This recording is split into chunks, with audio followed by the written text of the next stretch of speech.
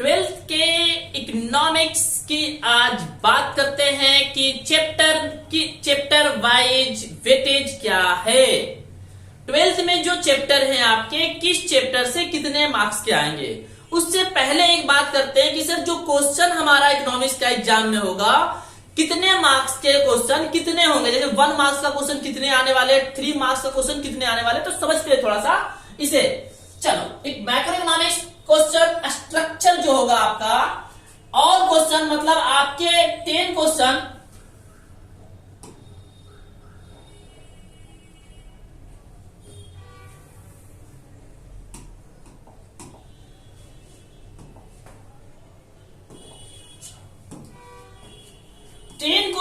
आएंगे 1 मार्क्स का।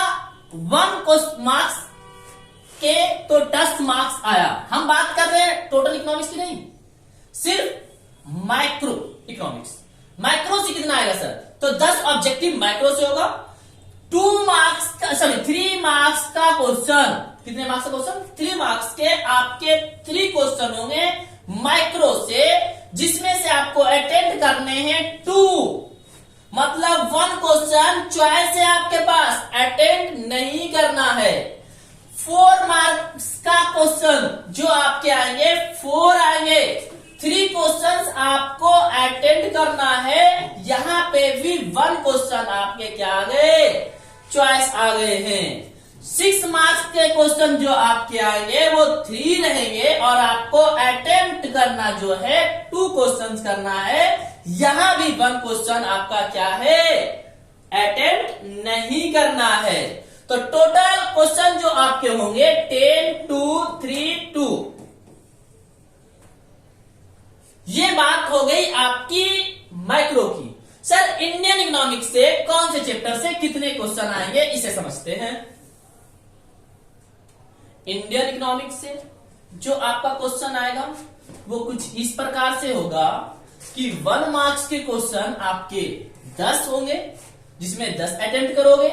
एक ऑप्शन यहाँ पे बहुत कम मिलता है, बट आपके 3 मार्क्स के जो क्वेश्चन आने वाले हैं, यहाँ पे आपके 3 क्वेश्चन होंगे, अटेम्प्ट 2 करने हैं। 4 मार्क्स के क्वेश्चन होंगे, जहां पे 4 क्वेश्चन होंगे, 3 अटेम्प्ट करना है। 6 मार्क्स के क्वेश्चन में भी आपके 3 क्वेश्चन होंगे, अटेम्प्ट आपको 2 करने हैं। तो यहाँ पे ध्यान देने वाली बात क्या है कि आपके पास चॉइस बहुत ज्यादा है, ये समझ लो आप, बट आपको स्टडी करनी होगी। स्टडी अच्छे से करके जाते हो आप, तो आप टेंशन नहीं लेना है कि एग्जाम मेरा अच्छे जाने वाला है या नहीं जाने वाला। हर क्वेश्चन आराम से अटेम्प्ट करना है, बस ध्यान देना है कि कहां पे मुझे कितने क्वेश्चन अटेम्प्ट करने हैं। आपको एग्जाम हॉल के पेपर 15 मिनट पहले भी दिया जाएगा, उसमें आपको क्या करना है, इंस्ट्रक्शन को रीड करना है।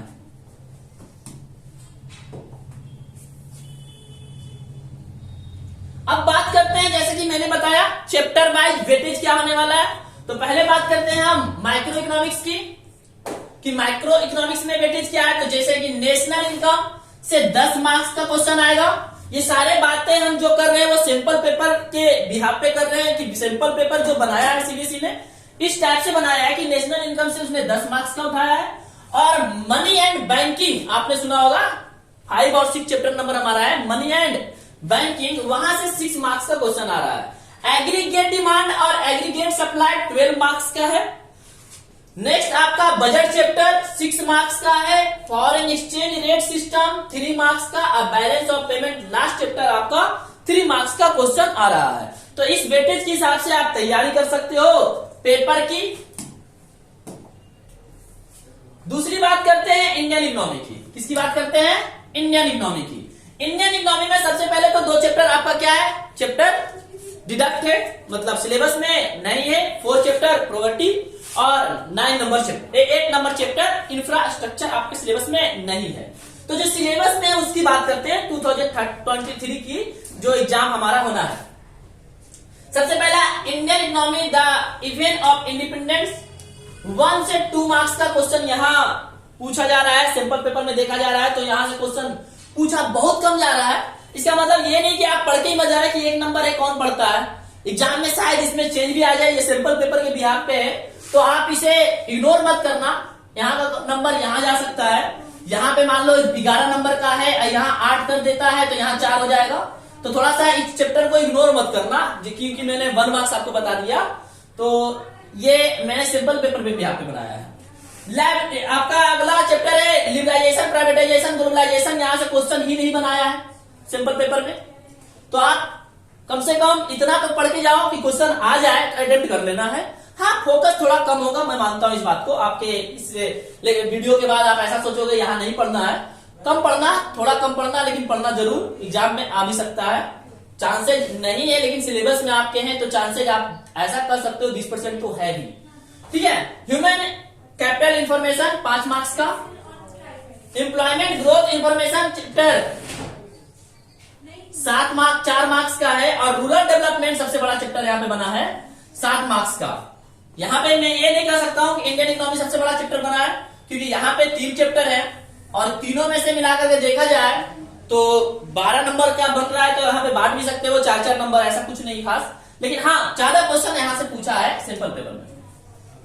एम्प्लॉयमेंट ग्रोथ इंफॉर्मेशन बता दिया मैंने, जैसा कि environment and sustainable development 4 marks का है। और सबसे अच्छी बात है, हर साल इस चैप्टर से, ये जो लास्ट चैप्टर है ना, हर साल सबसे ज्यादा मार्क्स यही से पूछा गया है, क्योंकि यहाँ पे हमारा चैप्टर में डाटा बहुत ज्यादा है, डाटा याद करना पड़ता है, डाटे के बिहाफ पे आपके केस स्टडी बन जाते हैं।